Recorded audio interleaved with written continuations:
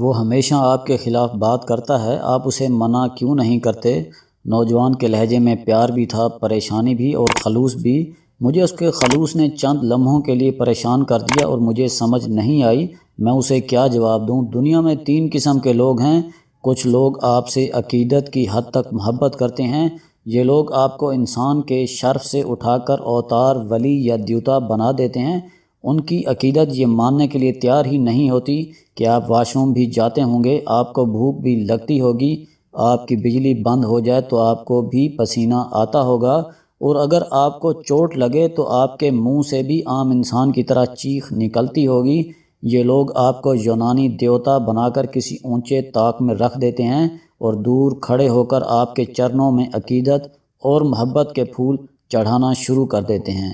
آپ ان لوگوں کو صدیق کہہ سکتے ہیں۔ یہ لوگ آپ کے ایک ایک لفظ پر یقین بھی کرتے ہیں اور اس کی گواہی بھی دیتے ہیں۔ یہ صدیق دنیا کے ہر انسان کی زندگی میں ہوتے ہیں۔ دوسری کیٹیگری میں ایسے لوگ شامل ہیں جو بلا وجہ آپ کے مخالف ہوتے ہیں۔ آپ زندگی میں ان کا کچھ نہیں بگاڑتے، آپ کا کبھی ان سے سامنا بھی نہیں ہوتا، آپ اور ان کے درمیان کبھی انٹرسٹ کا بھی کلیش نہیں ہوتا اور آپ کبھی ان کا کوئی حق بھی غصب نہیں کرتے، لیکن اس کے باوجود یہ آپ کے جانی دشمن ہوتے ہیں۔ یہ آپ کو ہنستا کھیلتا، خوش اور کامیاب ہوتا نہیں دیکھ سکتے۔ آپ کی ہر کامیابی، ہر خوشی اور ہر اچھائی ان کے دلوں پر بجلی بن کر گرتی ہے اور یہ آدم خور مگرمچھ کی طرح تل ملا کر آپ کی طرف بڑھتے ہیں۔ یہ ابو جہل نما لوگ ہوتے ہیں۔ یہ دل میں آپ کی خوبیوں کا اعتراف بھی کرتے ہیں، یہ آپ کی محنت، آپ کی ذہانت اور آپ کی اچھائیوں کو بھی تسلیم کرتے ہیں، لیکن ساتھ ہی آپ کی مخالفت کا کوئی بھی موقع ضائع نہیں کرتے۔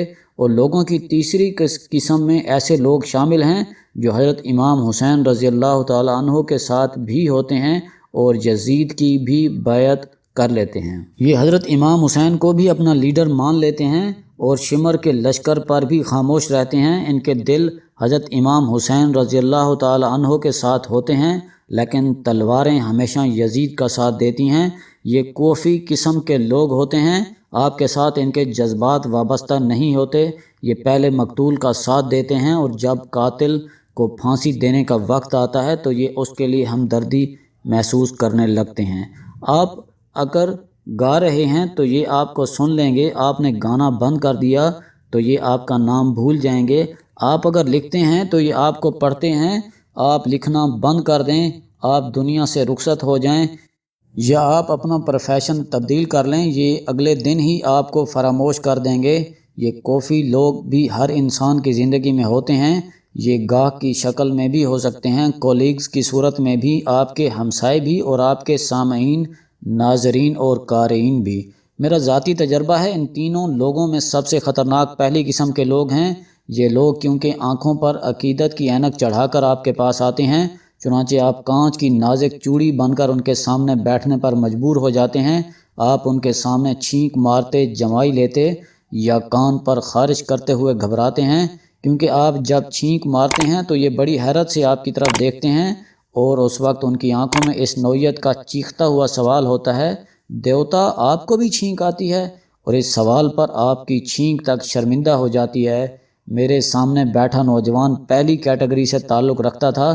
وہ عقیدت کی اینک چڑھا کر میرے پاس آیا تھا اور میں بارش میں بھیگے بیمار کبوتر کی طرح اس کے سامنے بیٹھا تھا۔ اس وقت میرے گھٹنے پر شدید خارش ہو رہی تھی، لیکن میں اس کے سامنے خارش کرنے کا رسک نہیں لے رہا تھا۔ اس کا کہنا تھا آپ کا فلاں کولیگ پچھلے 10 برسوں سے آپ کے خلاف پروپیگنڈا کر رہا ہے۔ میں نے اس سے عرض کیا، بھائی میں اس کو جانتا ہی نہیں ہوں، میری اس سے کبھی ملاقات نہیں ہوئی، میں نے کبھی اس کے ساتھ کام نہیں کیا، چنانچہ اس کی رائے ون سائیڈڈ ہے اور کبھی ون سائیڈڈ رائے کا جواب نہیں دینا چاہیے۔ لیکن وہ نوجوان ماننے کے لیے تیار نہیں تھا۔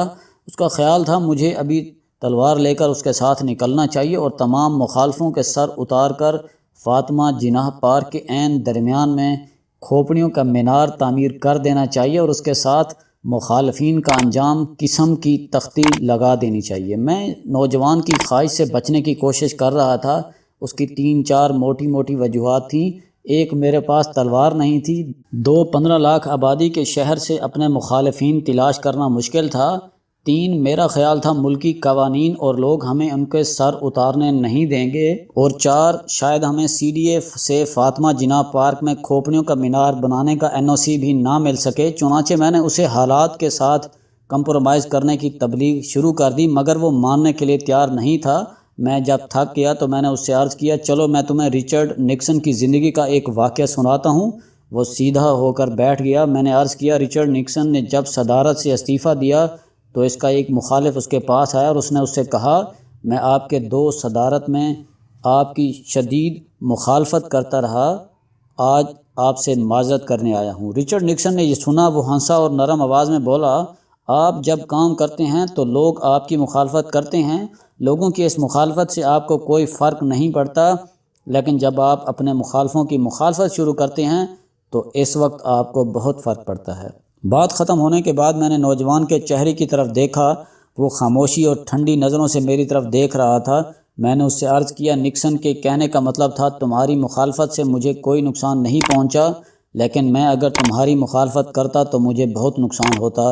نوجوان اب بھی نہیں سمجھا تھا۔ میں نے عرض کیا، آپ جب کام کرتے ہیں تو آپ کا وقت قیمتی ہو جاتا ہے، آپ کے مخالفین آپ سے آپ کا وہ قیمتی وقت چھیننا چاہتے ہیں، چنانچہ یہ آپ کی مخالفت شروع کر دیتے ہیں۔ آپ اگر اس ٹریپ میں آ جائیں تو آپ مخالفین کے اعتراضات کا جواب دینا شروع کر دیتے ہیں، اور یوں وہ قیمتی وقت جو آپ کو اپنے کام کو دینا چاہیے تھا وہ مخالفتوں اور جواب مخالفتوں میں ضائع ہو جاتا ہے، اور آخر میں آپ کو معلوم ہوتا ہے آپ خسارے کے سوداگر بن چکے ہیں۔ وہ خاموشی سے سنتا رہا۔ میں نے عرض کیا، آپ جب کامیابی کے گھوڑے پر بیٹھتے ہیں تو آپ کے مخالفین ہنٹر لے کر آپ کے راستے میں کھڑے ہو جاتے ہیں۔